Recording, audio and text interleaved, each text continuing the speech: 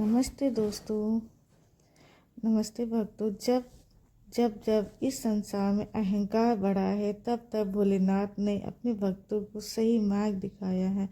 महादेव सिर्फ देवों के देव नहीं बल्कि दुखियों के सच्चे साथी हैं। आज मैं आपको एक ऐसी कथा सुनाने जा रहा हूँ जो हमें सिखाती है कि सच्चे भक्त क्या होते हैं और महादेव अपने सच्चे भक्त को कैसी परीक्षा लेते हैं। तो कहानी की शुरुआत कुछ इस तरीके से होती है कि बहुत समय पहले हिमालय के तटहली में एक छोटा सा गांव था। उस गांव में एक निर्धन लेकिन सच्चा भक्त रहता था। नाम था अर्जुन। अर्जुन के पास ना धन था ना कोई बड़ा परिवार, लेकिन उसके पास था महादेव पर अटूट विश्वास। हर सुबह सूरज निकलने से पहले वह उठता, नदी में स्नान करता और एक पुरानी शिवलिंग पर बेलपत्र, जल और अपनी श्रद्धा अर्पित करता। बस इतना करता। हे भोलेनाथ, जो है वही उसका दिया हुआ है, उसका आपका दिया हुआ है।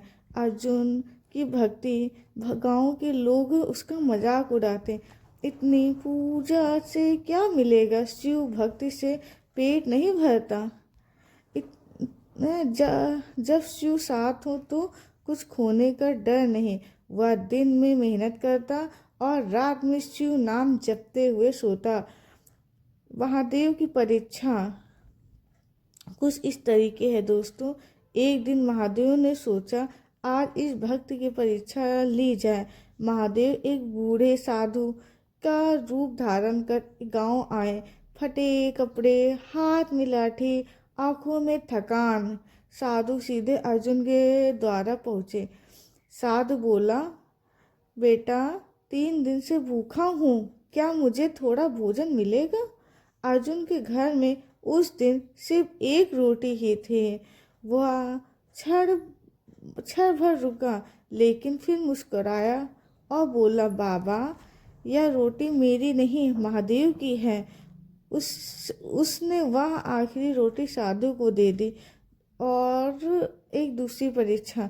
अगले दिन अर्जुन को काम नहीं मिला। शाम तक घर में कुछ भी नहीं था। फिर वही साधु आए। इस बार बोले, बेटा रात ठंडी है, कोई कंबल मिलेगा? अर्जुन के पास सिर्फ एक पुराना कंबल था। वह बोला, बाबा अगर आप कांपेंगे तो शिव भी दुखी होंगे। उसने कंबल भी दे दिया। तीसरी परीक्षा महादेव की। तीसरे दिन अर्जुन बहुत कमजोर हो चुका था। साधु फिर आए और बोले, बेटा मैं बहुत बीमार हूँ, मुझे सहारे की ज़रूरत है, क्या तुम मुझे अपने घर में जगह दोगे? अर्जुन की झोपड़ी बहुत छोटी थी, फिर भी उसने कहा, बाबा यह घर नहीं शिव का धाम है। महादेव का प्रकट हो गए। उसी समय महादेव अपनी अद्भुत लीलाओं से प्रकट हो गए। फिर जैसे ही अर्जुन ने यह कहा, अचानक तेज प्रकाश फैल गया। डमरू की ध्वनि गूंज उठी। साधु का रूप बदल गया और सामने प्रकट हुए भगवान भोलेनाथ। जटाओं से गंगा, मस्तक पे चंद्रमा, गले में नाग। अर्जुन भय और अंदर से कांप गया।